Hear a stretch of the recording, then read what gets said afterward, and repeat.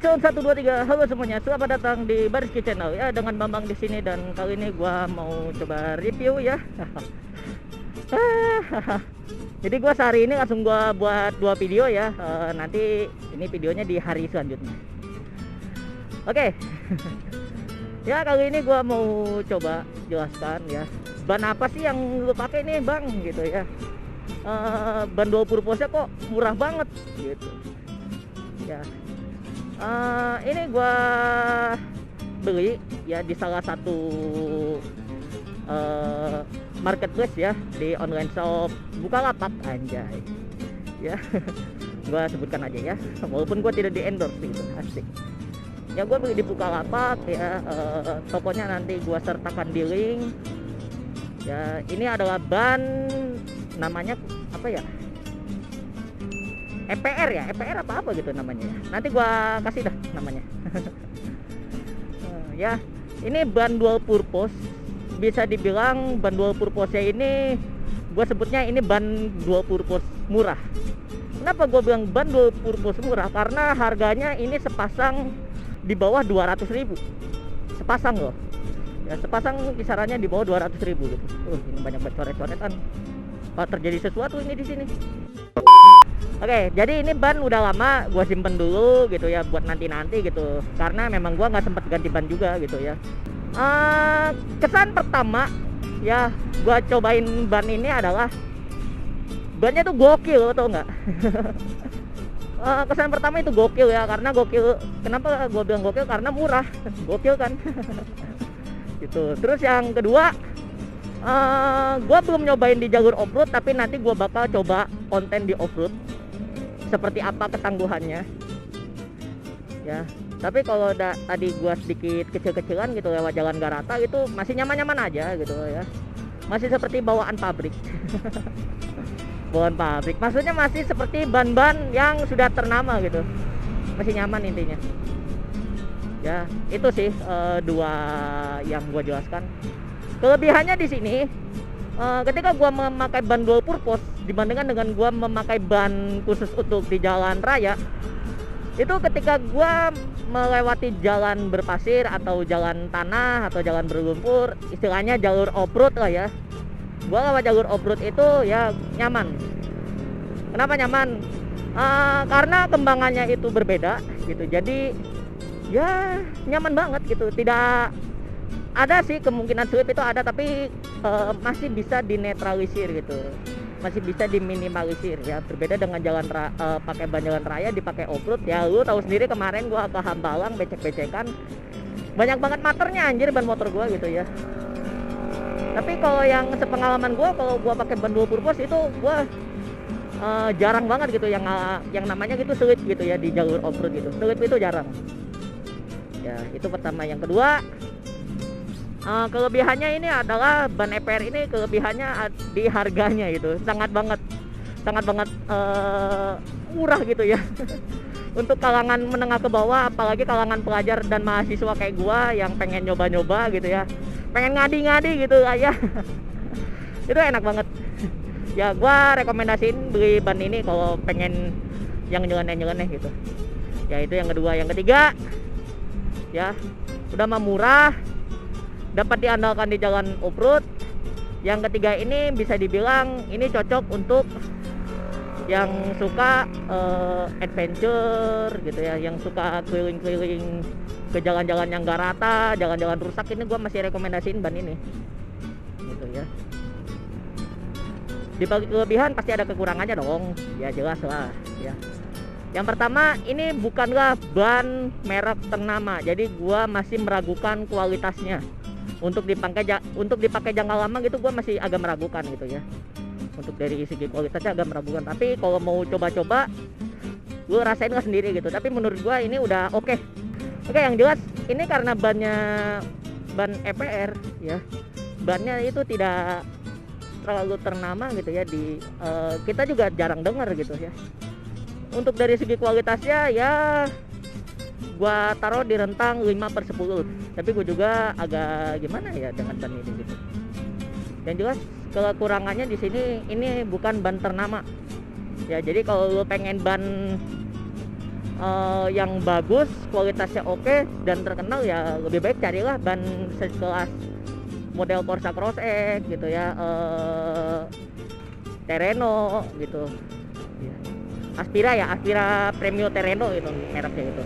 Terus ada Swallow juga ada gitu ya, atau enggak IRC yang tadi gue sebutkan gitu ya, IRC dual purpose gitu. Mending pakai ban-ban itu aja gitu kalau nggak mau nyeleneh kayak gue gini ya. Ya ini project nyeleneh lah ya. Jadi ada kelemahannya di sini, ini bukan ban ternama, itu pertama. Yang kedua, karena ini bukan ban ternama, pasti ada cacatnya dong. Ya, cacatnya di sini adalah ya di tengah-tengah, khususnya yang ban depan ya. Di ban depan ini tengah-tengahnya ini nggak rata potongannya. Jadi di tengah-tengahnya itu kayak nggak rata aja gitu loh. Ya tapi nanti seiring berjalannya waktu bakal rata dengan sendirinya, karena ya cuman segaris karet itu aja sih, cuman sehelai dua helai karet gitu. Tapi ngaruh nggak? Ngaruh. Ngaruhnya di mana? Ngaruhnya di handlingnya nih loh. Ya di handlingnya, jadi ini stangnya enteng banget anjir. Ya gue mau belok juga ngeri. Gue mau belok ngeri, mau ngerem juga ngeri gitu. Ya aduh lah. Ya itu kelemahan kedua, karena ini ban bukan merek ternama, jadi ada cacatnya ya. Cacatnya yang di ban depan. Kalau di ban belakang cacatnya itu ada di pinggirnya ya, di bagian pinggir itu ada cacat, istilahnya ada kembangan tahu yang enggak, bentuknya beda sendiri gitu kembangan tahunya gitu ya. Tuh, jadi ya gua nggak recommended kalau lu pengen nyari ban motor dual purpose yang sempurna gitu ya. Gua nggak recommended ban ini gitu. Terus yang ketiga kelemahannya, ya ini adalah kelemahan umum ketika ban dual purpose dipakai di jalan raya, yaitu lu kagak bakal bisa corneringan. Jelas itu fix ya, lu nggak bakal bisa corneringan lu di jalan raya lu ya. Lu jangan ngadi-ngadi lu pakai ban dual purpose tapi lu hobinya miring-miring, lu jangan harap lu pakai ban ini lancar jaya miring-miringnya gitu. Nggak recommended kalau dipakai miring-miring atau corneringan gitu ya. Jadi sekelas ban ini dipakai buat belok biasa, belok normal gitu sih, normal-normal aja nggak apa-apa, masih batas wajar kok, wajar dong ya. Ban dual purpose gitu ya, kelemahannya itu kalau di aspal begitu ya. Yang berikutnya yang keempat ya, kelemahan ban dual purpose ini adalah ya ketika ketemu di jalan raya itu adalah ban berpasir gitu, itu hati-hati sekali gitu ya. Karena kalau pasir jalan raya itu beda dengan pasir di jalan tanah. Kalau pasir jalan tanah ini memang keunggulannya, tapi ketika pasir di jalan raya itu bakal yang namanya terjadi slip gitu ya. Kalau udah slip ya udah, lu ngerem juga ya harus siap terima resiko lah ya. Jadi kalau misalnya ketemu jalanan aspal yang berpasir gitu ya, atau gak berdebu gitu ya, bawaannya nyantai aja lah ya gitu. Yang berikutnya ya kelemahannya ini ketika ketemu hujan udah licin parah. Tadi kan ketemu jalan aspal yang berpasir, sekarang kalau ketika ketemu hujan itu udah wassalam lah ya. Kontak fisik dengan aspal ketika menyentuh air itu agak sedikit berkurang ya, sehingga terjadinya upwave planning itu lebih besar di ban off-road dibandingkan dengan ban on-road ya, ban jalan raya gitu. Beda di situ. Gua ngalamin ya.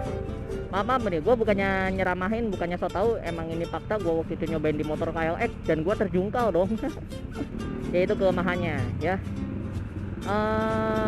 Bagi kalian yang mau ban dual purpose murah, kembangannya mirip IRC ya, terus mau dipakai buat project-project nyeleneh ya, gue saranin pakai ban ini aja ya, ban EPR gitu ya. Murah kok, di bawah 200.000 beneran ya. Gue waktu itu udah mah harganya di bawah 200.000.